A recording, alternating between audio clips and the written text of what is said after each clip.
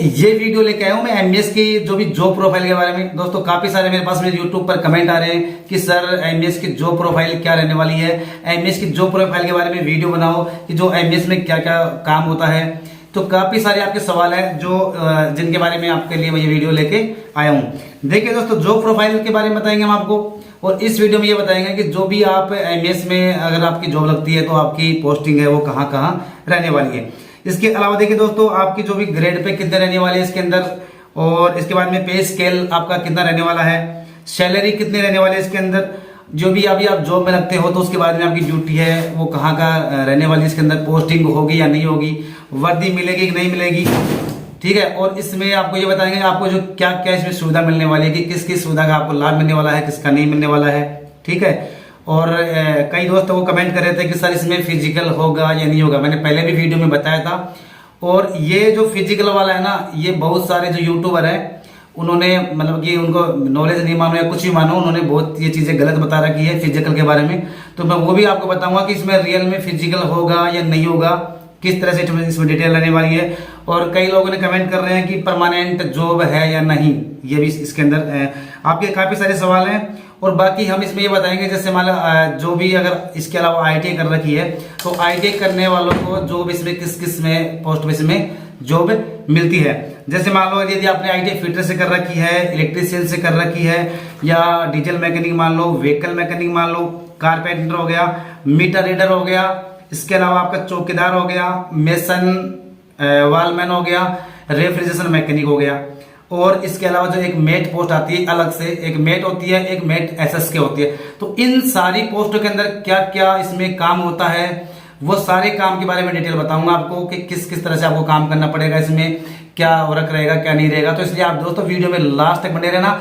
और मैंने Telegram channel बना रखा है, आप उसके अंदर भी जुड़ सकते हो, उसका लिंक मैंने वीडियो के डिस्क्रिप्शन में मैंने डाल रखा है, तो उसे भी आप ज्वाइन कर लेना। जो भी आप चैनल पर दोस्तों नए हो तो प्लीज यार चैनल को सब्सक्राइब तो कर लो, क्योंकि आपको ऐसे जो भी कोई आगे आने वाला वीडियो होगा वो आपको समय पर मिल सके। तो देखिए, सबसे पहले हम स्टार्ट करेंगे जॉब प्रोफाइल के अंदर, कि इसमें हम ये बताएंगे जैसे अभी पोस्ट मांगते हैं फिटर से। सपोज करो आपने फिटर से आईटीआई कर रखी है, तो फिटर से आईटीआई कर रखी है तो आपको कहाँ काम मिलेगा। देखिए, फिटर से आईटीआई करने वालों को सिंपली बात है कि उनको ऑपरेटिंग का काम मिलने वाला है। जैसे ऑपरेटिंग में हो सकता है कि देखिए, सबसे पहले आपको ये बात बताना चाहिए कि जो एमईएस होता है, एमईएस डिपार्टमेंट, वो सभी फील्ड के अंदर, जैसे आप एयरफोर्स मान लीजिए, नेवी मान लीजिए या आर्मी मान लीजिए, इन तीनों को एमईएस प्रोवाइड करवाती है। लाइट का, पानी का, इनके अलावा लाइट पानी के अलावा जैसे मान लो फर्नीचर का, ये जो भी सारे जो मेंटेनेंस होते हैं ना, उन सभी को एमईएस ये जो है ये उनको जो सर्विस उनकी प्रोवाइड करवाती है। उनकी कोई कंप्लेंट वगैरह होगी, जो भी सारा ये काम लाइट पानी और फर्नीचर वगैरह सारा जो भी काम है वो एमईएस की देख रेख में अंडर में काम होता है। ये आपको पता लग गया होगा। फिटर में देखिए आईटी कर रखी है आपने, तो आपको ऑपरेटिंग में काम मिलने वाला है। ऑपरेटिंग में जैसे बताऊंगा आपको, जैसे डीजी ऑपरेटिंग हो गया, जो भी आपने देखा होगा कि बहुत सारे जो टावरों के अंदर डीजी सेट लगे होते हैं, जनरेटर वगैरह, उनकी ऑपरेटिंग में आपको लगा सकते हैं। वाटर पंप वगैरह होते हैं, जहां पे पानी की सप्लाई वगैरह होती है, वहां पे आपको लगा सकते हैं। इस तरह से फिटर का काम तो हो गया है। इसके बाद में हम बात करेंगे इलेक्ट्रिशियन से।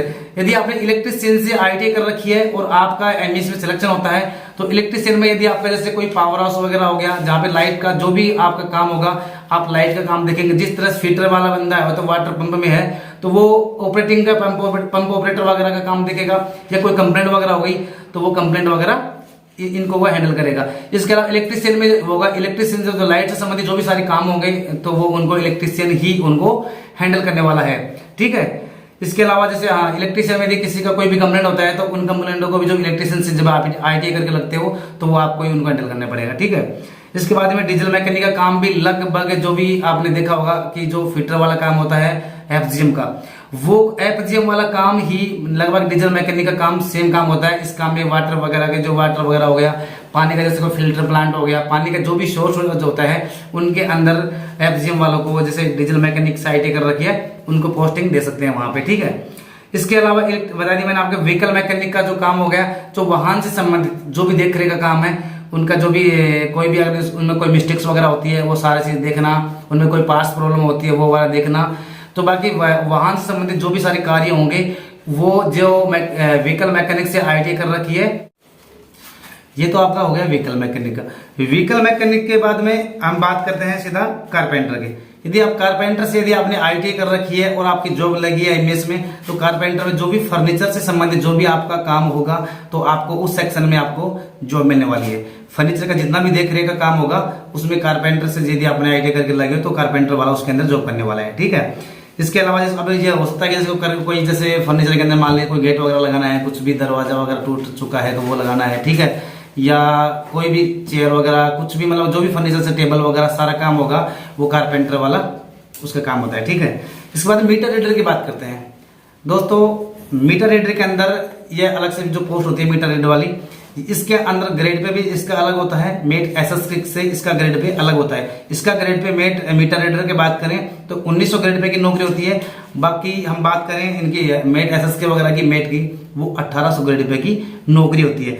अब मीटर रीडर के अंदर काम क्या होता है, जो भी मीटर होता है उसकी रीडिंग लेना, उसमें कितने मीटर में रीडिंग आई है, ठीक है, उसका लेखा जोखा रखना वाला काम होता है, वो मीटर की रीडिंग लेके आएगा। और जो भी बिल वगैरह बनते हैं तो मीटर रीडिंग का जो भी कार्य होता है, जो भी उनका रिकॉर्ड होता है वो रिकॉर्ड सबमिट करना होता है, मीटर रीडर का कार्य होता है। इसके बाद में बात करेंगे चौकीदार की। चौकीदार पोस्ट से यदि आप भर्ती हुई हो और एमएस के अंदर, तो चौकीदार का सिंपली देखो ऑफिसली काम होता है। ऑफिस में जैसे कैसे ऑफिस की सिक्योरिटी के बराबर काम होता है। जैसे मान लिया ऑफिस के अंदर इनकी ड्यूटी लगती है, नाइट ड्यूटी भी लगती है, इनकी डे ड्यूटी भी लगती है। इसके अंदर ऑफिस के अंदर जितना भी अगर चौकीदार का काम होता है वहां पे गेट पे एंट्री करना, कौन बाहर आ रहा है कौन जा रहा है, जो भी अगर आएगा तो गेट पे एंट्री वगैरह करना, ये काम होते हैं चौकीदार के। मतलब एक तरह से ये समझ लो कि सिक्योरिटी का काम है चौकीदार का, मतलब कि वहां पे सिक्योरिटी वाला काम होता है। इसके अलावा बात करते हैं यदि मेसन से आप लगे हो, मेसन पोस्ट से यदि आपने एग्जाम दिया और मेसन पोस्ट से यदि आप लगे हो एमएस के अंदर, तो इसका काम होता है बिल्डिंग से संबंधित जो भी सारे काम होंगे वो मेसन देखेगा। कि कोई बिल्डिंग टूट चुकी है, कोई भी बिल्डिंग अगर टूटने के बाद में उसका जो भी रिपेयर वगैरह का काम होगा, या कोई भी दीवार वगैरह का ऐसा जो भी अगर काम होगा तो वो सारा काम देखेगा मेसन। तो मेसन ट्रेड किया होगा इसके अंदर ये वाला। यदि आपने आईटीआई कर रखी है मेसन के अलावा वालमैन से आईटीआई कर रखे, वालमैन का काम होता है कि वाल ऑपरेट करना, जो पानी वगैरह के जो भी सोर्सेज होते हैं उन सोर्सेज में वाल ऑपरेटिंग का काम होता है वो वालमैन करता है। इसके अलावा यदि कोई पाइप में मिस्टेक है, पाइप में यदि मिस्टेक वगैरह है तो उन पाइप में मिस्टेक्स वगैरह का काम भी वालमैन का ही होता है। पाइप फिटिंग का काम भी वालमैन का ही होगा, पाइप फिट करना वगैरह ये सारे काम वालमैन से आईटीआई कर रखे हैं तो वालमैन देखेगा। इसके बाद देखिए हम बात करेंगे रेफ्रिजरेशन मैकेनिक। यदि आपने रेफ्रिजरेशन मैकेनिक से आईटीआई कर रखी है तो प्यारे दोस्तों इसमें जो भी एसी से संबंधित काम होगा, एसी से संबंधित सारा काम होगा। एसी की कंप्लेंट आने वाला, जैसे कंप्लेंट मान लो आप, जैसे कि कोई उसमें खराबी मिस्टेक आ गई हो, उसके कोई पार्ट डालना हो, ठीक है, तो एसी वगैरह का जितना भी अगर रिपेयरिंग वगैरह का सारा काम होगा वो रेफ्रिजरेशन मैकेनिक से आईटीआई करने वाला है, उसके अंडर में वो काम होगा वो, ठीक है। तो ये रेफ्रिजरेशन मैकेनिक की बात हो गई। इसके अलावा हो गया मेट। देखो एक तो मेट होता है, एक मेट एसएस के, जो मैंने बताया अभी ये सारी पोस्टें मीटर रीडर के अलावा मेट एसएस के अंदर आती है। और इसके बाद में बचता है मेट। मेट को देखिए उसको अनस्किल्ड होता है, वो सीखा हुआ नहीं होता है, क्योंकि आईटीआई वाला होता है तो वो पहले से सीख करके आता है, इसलिए मेट एसएस के वाला काम तो सेमी स्किल्ड में आता है वो, ठीक है। और ये मेट वाला होता है, इसके अंदर मान लो उसको किसी भी कार्य में लगा सकते हैं, उसको सफाई वगैरह में भी, ऑपरेटिंग में भी उसको लगा सकते हैं उसको, ठीक है। तो इस तरह से मेट का कार्य, सफाई वगैरह का काम जो भी उनको लगेगा उचित मेट का वगैरह के वो कार्य कर सकते हैं। अब देखिए इसके बाद में हम ये बताएंगे सुविधाएं क्या क्या मिलने वाली है।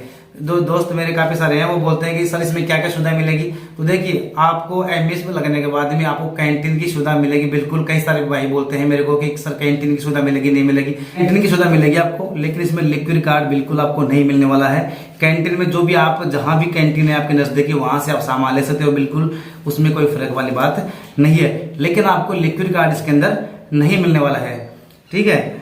और कैंटीन कार्ड के अलावा अभी कई जो मेरे पास पिछला वीडियो बना है उसमें जो बोल रहा था कि परमानेंट जॉब है या नहीं है। अरे भाई लोगों कोई दिक्कत वाली बात नहीं है, बिल्कुल परमानेंट जॉब है, स्थायी जॉब है आपकी ये 60 साल तक जॉब रहने वाली है, कोई दिक्कत वाली बात नहीं है। तो दोस्तों इसमें आप कमेंट कर रहे थे कि सर वर्दी मिलेगी कि नहीं।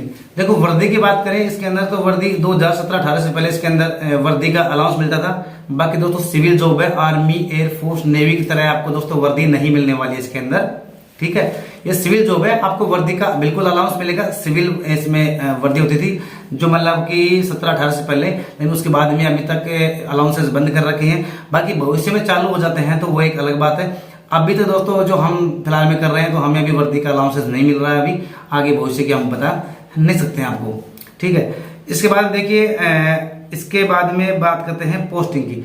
पोस्टिंग कहाँ कहाँ होती है। देखिए, यदि आपने जैसे एमएस की वैकेंसी जब निकलती है तो एमएस की वैकेंसी में आपने जिस जोन से, जिस कमांड से फॉर्म भरा है तो आपकी पोस्टिंग उसी ही कमांड में रहने वाली है। जैसे उस कमांड में हो सकता है कि आपकी पोस्टिंग उस कमांड के अंदर में जो जो स्टेशन आते हैं, चाहे वो आर्मी का हो, चाहे वो नेवी का हो, चाहे एयरफोर्स का हो, उन स्टेशनों के अंदर आपकी पोस्टिंग होने वाली है।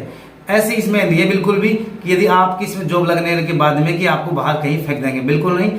अभी तक तो इसमें ऐसा कोई रूल आया नहीं इसके अंदर। इसमें जैसे आपकी जहां पे लगेगी, तो जैसे आपके जिस जोन से लगे, जिस कमांड में हो, तो आप उसी कमांड में रहने वाले। जैसे मान लीजिए, अब वो एक अलग बात है, यदि आप मान लो कि कहीं दूर से आगे आपकी भर्ती हो जाते हो और आपने घर के आप नजदीक जाना चाहते हो, तो बिल्कुल आप म्यूचुअल ट्रांसफर के तहत, जैसे मान लो वहां का बंदा वहां काम कर रहा हो या उधर का रहने वाला वो बंदा वहां काम कर रहा हो, तो आप आपस में म्यूचुअल कर सकते हो। उस हिसाब से आप अपने घर के नजदीक जा सकते हो। बाकी जैसे आपने अपने नजदीक स्टेशन से फॉर्म भरा है तो आपकी जॉब वहीं रहने वाली है, आपका ट्रांसफर नहीं होने वाला है। इसके अंदर बिल्कुल संभावना ऐसी नहीं होती इमरजेंसी के अलावा, ठीक है। तो ये तो बात हो गई इसकी। इसके बाद देखिए दोस्तों, बात करते हैं आगे ग्रेड पे की। ग्रेड पे कितने रहने वाले, जो भी ग्रेड पे की बात करें तो 18,000 से लेकर के 56,900 इसके अंदर सैलरी रहने वाली है। ग्रेड पे 1800 रहने वाला है इसके अंदर। सैलरी आपकी 18,000 से 56,900 तक जाने वाली है इसके अंदर बेसिक। और दोस्तों अब इसके अंदर जो टोटल सैलरी आपके लगने के बाद में लगभग एवरेज आपको राउंड फिगर में बताऊं तो 24-25 हजार रुपये आपको फर्स्ट में मंथली मिलने वाली है। इसके बाद में वो अलाउंसेस लगने के वो आपके और रिस्क एरिया के हिसाब से अलग है। जैसे मान लो आपका HRA का फर्क पड़ जाता है, एक्स वाई और जेड सिटी का फर्क पड़ जाता है, यदि वो आपका वो एक सैलरी उसमें ज्यादा कम ज्यादा हो जाती है, ठीक है। सैलरी हो गई। ड्यूटी आपकी कहाँ का लगना है, कितने घंटे लगने वाली है। ड्यूटी के बाद की मैंने बता दिया कि आपको कहाँ कहाँ किस डिपार्टमेंट में आपको जॉब मिलने वाली है। जैसे मान लो कि आपके IIT जैसे कर रखी है आपने, वो सेक्शन वो बता दिया मैंने पहले ऑलरेडी। लेकिन टाइम की बात करें, आपकी जॉब ये 8 घंटे की जॉब रहने वाली है। इमरजेंसी के अलावा आपकी जॉब 8 घंटे की रहती है, बिल्कुल 8 घंटे बाद में आप फ्री हो। इमरजेंसी ड्यूटी के अलावा की बात कर रहा हूँ, ठीक है। और तो दोस्तों मैंने आपको बताया था कि फिजिकल होगा या नहीं होगा। देखिए, फिजिकल की हम बात करते हैं कि फिजिकल इसमें होगा या नहीं होगा। देखिए, फिजिकल के अंदर यदि आप मेट एसएस के और मेट या ITI वाले जो पोस्टें हैं, इनके अंदर आपका फिजिकल नहीं होगा। इनमें आपका फिजिकल होने वाला बिल्कुल भी नहीं है इनके अंदर, ठीक है। और इसके अलावा फिजिकल के अलावा बात करें कि मेडिकल की बात करें कि मेडिकल होगा या नहीं होगा, ये भी मेरे पास में यूट्यूब पर कमेंट कर रहे थे। मेडिकल की बात करें तो मेडिकल में आपका ये मान लीजिए, आप डरने की बिल्कुल भी आपको जरूरत नहीं है, क्योंकि मेडिकल आपका कोई भी सिविल हॉस्पिटल आपका, जैसे आपका कोई भी गवर्नमेंट हॉस्पिटल जहाँ पे डिस्ट्रिक्ट लेवल का हो या तहसील लेवल का, जो गवर्नमेंट हॉस्पिटल होता है उसके अंदर आपको मेडिकल बनवाना होता है। ये परफॉर्मा मिलेगा आपको जहाँ पे आपकी जॉब पोस्टिंग होगी, जहाँ आप नौकरी लगेगी, वहां पे आपको ऑफिस से एक परफॉर्मा मिलेगा। उस परफॉर्मा को आप उसी मेडिकल मतलब जहाँ पे आप डिपार्टमेंट में आप जा रहे हो गवर्नमेंट में, वहां आपको बनवा के लेके आना है, खुद को बनवा के लेके आना है। वहां डिपार्टमेंट आपका पर्सनली कोई मेडिकल नहीं करवाएगा, आपको वहां से डॉक्यूमेंट भेजने हैं और वो जो आप अपने हिसाब से गवर्नमेंट हॉस्पिटल से मेडिकल बनवा के आप को लाना है। इतना कोई हार्ड मेडिकल आपका नहीं है, डरने की कोई जरूरत आपको नहीं है। तो इसके अलावा भी यदि आपका कोई सवाल जवाब है, आपको कुछ पूछना है कि इसके जो भी आपको रही है, बाकी इन पोस्टों के अलावा भी मेट एसएस के मेट रेडर, इन पोस्टों के अलावा भी आपको जो भी ITI वाली सारी पोस्टें हैं, ये सारी मेट एसएस के अंदर आने वाली है। इन पोस्ट के अलावा आपको कुछ पूछना है, कुछ डाउट आपका, तो दोस्तों बिल्कुल आप पूछ सकते हो, ठीक है। मैं आपको बिल्कुल उनका जवाब देने की बिल्कुल आपको कोशिश करूंगा टाइम रहते हुए। बाकी यार, आप नए यूट्यूब पे नए आए फिर भी आपने सब्सक्राइब नहीं कर रखा है, तो आप दोस्तों सब्सक्राइब तो कर लो यार कम से कम, क्योंकि यूट्यूब को सब्सक्राइब करोगे तो आपको भी टाइम पे कुछ आपका जो भी नोटिफिकेशन वगैरह है जो मैं डालता रहूंगा, आपको जो भी वीडियो वगैरह आपको मिल जाएंगे।